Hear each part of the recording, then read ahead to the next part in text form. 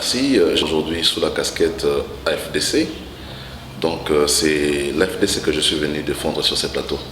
Ce qui veut dire que j'ai connu une rupture avec mon ancien parti politique et j'évolue maintenant avec l'honorable sénateur Modeste Bati. Mais il faudra que l'opinion retienne qu'il n'y a pas deux AFDC. Il y a une seule AFDC qui est présidée par le sénateur Modeste Bati. Et tout récemment, la correspondance du ministère de l'Intérieur l'a confirmé qu'il n'y a pas deux AFDC. Il est vrai qu'il s'est passé une tentative de dédoublement de l'AFDC qui a été orchestrée par Kinga Kati, démarche qui n'a pas du tout abouti parce que nous sommes aujourd'hui dans un état de droit, un état qui protège non seulement des textes légaux, mais aussi des textes des partis politiques. Donc il est clair aujourd'hui qu'il n'y a pas de AFDC. C'est vrai qu'on voudrait faire croire à l'opinion qu'il y a une AFDC, elle, Kinga Kati, et une autre AFDC, elle, Bati. La vérité, c'est qu'il y a une seule AFDC A, une seule AFDC A et une seule AFDC qui est présidée par le sénateur Modeste Bati. Donc c'était des tentatives dont l'objectif principal était de barrer la route à la candidature du sénateur Modeste Bati au niveau du Sénat. Écoutez, il faut dire aussi qu'un parti politique ne soutient pas la vision d'un homme. Un parti politique soutient la vision d'un président de la République. Aujourd'hui, il y a un seul président de la République, il s'appelle Félix Antoine Tshisekedi.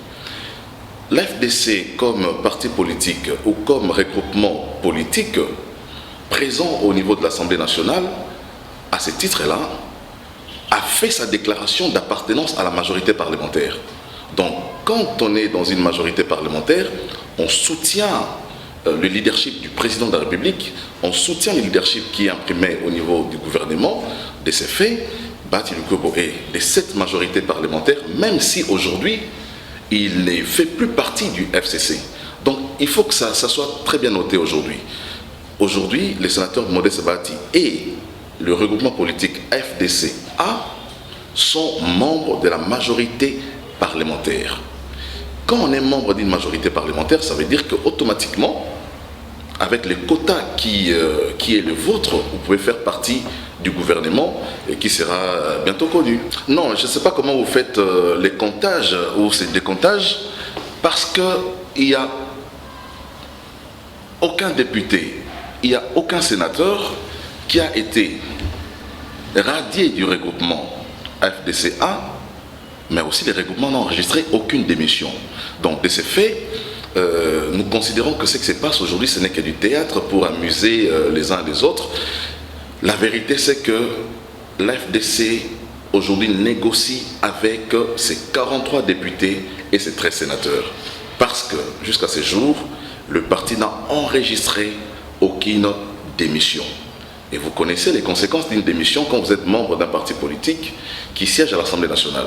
Donc la conséquence, c'est que vous perdez votre siège et que votre suppléant vous remplace. Donc aujourd'hui, on ne peut pas dire que l'AFDC du sénateur Bati ne compte que 13 ou 14 députés, pas du tout. Nous avons, c'est vrai que dans les déclarations que nous entendons, nous constatons qu'il y a une dissidence au sein de notre regroupement politique, mais cela ne réduit pas l'effectif des négociations de ces partis parce qu'il s'est présenté aux élections comme regroupement politique avec les nombres que nous avons pu réaliser aux élections des 43 députés. Qui a dit qu'il faut, pour être de la majorité parlementaire, être du cash, soit du FCC? Pas du tout, pas du tout. Je vous rappelle ici qu'en 2007, après les élections, il s'est constitué une majorité parlementaire. Cette majorité était constituée de MP, PALU et UDEMO. Il y avait trois forces en présence. Dans le MP, il y avait des partis politiques. À l'époque, je pense que la FDC aussi était de cette majorité parlementaire, mais le PALU avait gardé son autonomie. L'UDEMO également avait gardé son autonomie. Donc aujourd'hui, la FDC-A fonctionne, ou voudrait être opérationnel sur les champs politiques comme un parti autonome. Donc jusque-là, nous sommes autonomes, mais nous faisons partie de la majorité parlementaire. Quand vous êtes dans une majorité parlementaire, vous soutenez la vision du chef de l'État, vous soutenez les gouvernements de la République. Donc le sénateur Modeste Bahati n'est pas en contradiction avec le président de la République. Le sénateur Bahati Lukobo n'est pas opposant au président Félix Tshisekedi. Aujourd'hui, il est clair que nous avons quitté le FCC, mais quitter le FCC ne veut pas dire devenir opposant à Félix Tshisekedi. Pas du tout. Nous sommes libres, autonomes, mais soutenant la vision du chef de l'État, Félix Antoine Tshisekedi. La logique voudrait que, puisque vous faites partie de cette majorité parlementaire, vous puissiez être aussi au gouvernement. Et surtout que les quotas ou la moisson que l'AFDC a apporté après, à l'issue des élections du 30 décembre, c'est une moisson intéressante.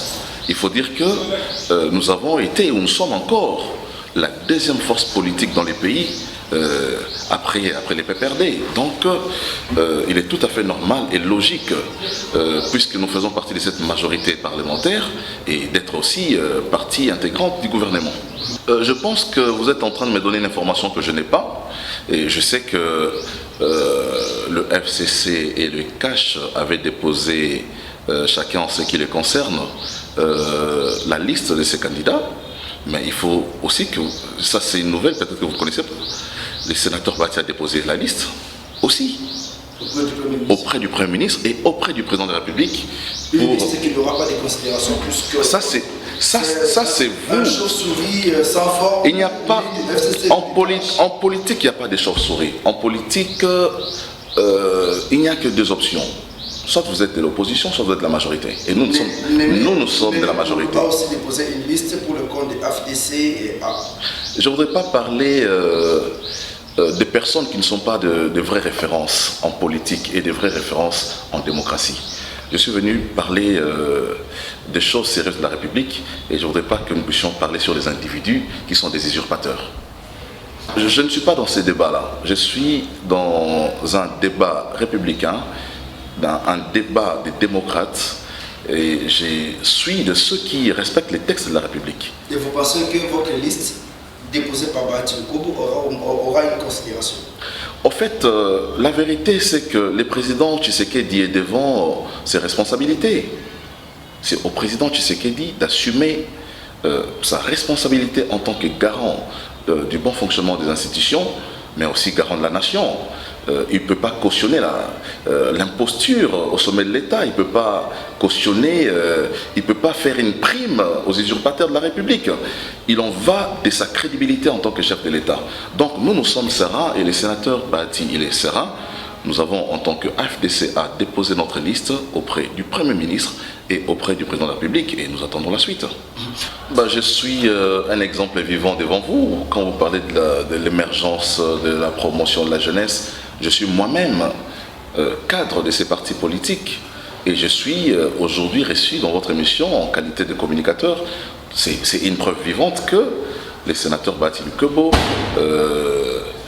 accordent de la place à la jeunesse. Et je pense que dans la liste qu'il a déposée, je pense qu'il y aura des jeunes dedans.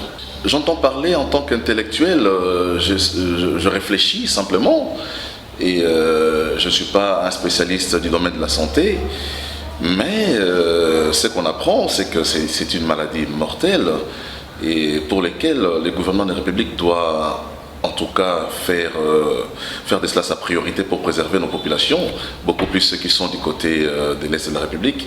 Mais on entend aussi que dans certains coins aussi, qui ne sont pas de l'Est, la maladie a été découverte. Et je crois que le président Félix est responsable vis-à-vis de l'État, et il sait le rôle qu'il a appelé à jouer. Et je pense qu'avec le concours de tous, on finira par mettre fin à cette... Je ne sais pas si vous connaissez personnellement le sénateur Modeste Bahati, mais il n'est pas dans le populisme. Ce n'est pas quelqu'un qui travaille toujours devant des caméras, c'est quelqu'un qui est dans la discrétion. Et vous savez qu'il est originaire du Sud Kivu. Et les plus concernés directement par ce qui se passe aussi. Donc l'effet de passer à la télévision d'en parler ne veut pas dire qu'on est plus impliqué que ceux qui n'en parlent pas. Hein, je pense que ça c'est un faux débat. Il est très touché par ce qui se passe, il est très impliqué. C'est vrai que le bilan du président Kabila est catastrophique, de 18 ans de règne, mais la responsabilité, je ne pense pas qu'il est sectoriel, parce que le leadership il est imprimé au sommet de l'État. Aujourd'hui, si le gouvernement Tshisekedi échoue, on ne dira pas c'est tel monsieur qui était ministre, tel autre, mais on parlera de Tshisekedi. Aujourd'hui, le président Mobutu, paix à son âme, il a quitté le pays pour aller en exil. Mais les mêmes Mobutistes ont travaillé avec Kabila. C'est pour dire que la responsabilité de la République n'incombe pas aux gens individuellement, même si, à un certain niveau, ils ont des charges, des ministères, ils ont des charges de portefeuille pour lesquels ils ont été nommés, mais la vision vient toujours du sommet. Si aujourd'hui le président Félix Tshisekedi travaille pour la bonne gouvernance, il est clair que tous les ministres qui seront dans ces gouvernements vont travailler dans les mêmes sens. S'il travaille pour qu'il n'y ait pas d'impunité dans les pays, la justice suivra cette vision du chef de l'État. Donc, tous les ministres dans un pays, tous les fonctionnaires aussi, ils travaillent selon la vision du chef. Si les chefs sanctionnent, à tous les niveaux, je pense qu'il y aura des sanctions. Donc, la responsabilité de l'échec incombe individuellement à la personne qui a été élue par, je ne sais pas, les 70 ou les 80 millions de Congolais. À lui de sanctionner s'il découvre qu'il y a un ministre qui est en train de s'enrichir illicitement, s'il y a des détournements.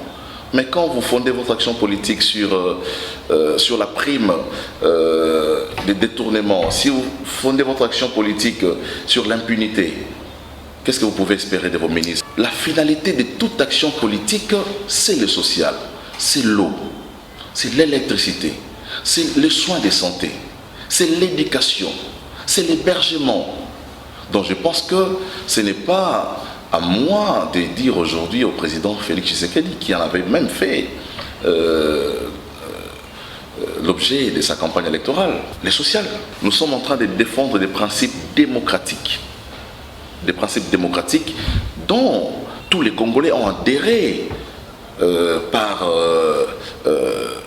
en accordant leur oui au référendum qui a été accordé pour faire valider la Constitution. Donc c'est pour ces principes démocratiques que nous luttons. Aujourd'hui, il est clair que, parce qu'à la tête, il y a un gouverneur qui est du FCC, qui voudrait rendre la vie difficile à l'FDC du sénateur Bahati, s'emploie à violer la Constitution. Et ça, c'est quelque chose qu'on ne peut pas tolérer. La confusion est sémée par ceux qui ont tenu mordicus à dédoubler son parti politique, qui n'ont pas arrivé, qui ne sont pas arrivés. Donc aujourd'hui, c'est eux qui entretiennent cette confusion. Même par rapport à la désignation du président de parti politique, vous savez que ça se passe par des congrès. Ce n'est pas à une plateforme politique qui existe des faits simplement, qui n'a pas une reconnaissance juridique, qui demande à un parti politique de leur désigner un interlocuteur, et puis vous dites bon, nous vous envoyons telle personne pour nous représenter là-bas, alors que l'élection, en violation même des statuts de ces partis politiques. C'est quelque chose qui va attirer l'attention personnellement du chef de l'État. Voilà, je vous pose une question, c'est vous les journalistes, c'est vrai, mais c'est juste une anecdote. Vous êtes marié à une femme à qui vous jurez fidélité les jours de votre mariage, mais votre femme devient adultère. Vous continuez à jurer fidélité à votre femme, même quand elle est adultère? Non, on est fidèle et loyal quand les chefs exercent son autorité avec équité, avec justice. Mais dès lors que la justice et l'équité ne sont pas le fondement de votre union, il est tout à fait normal que vous puissiez rompre ce mariage.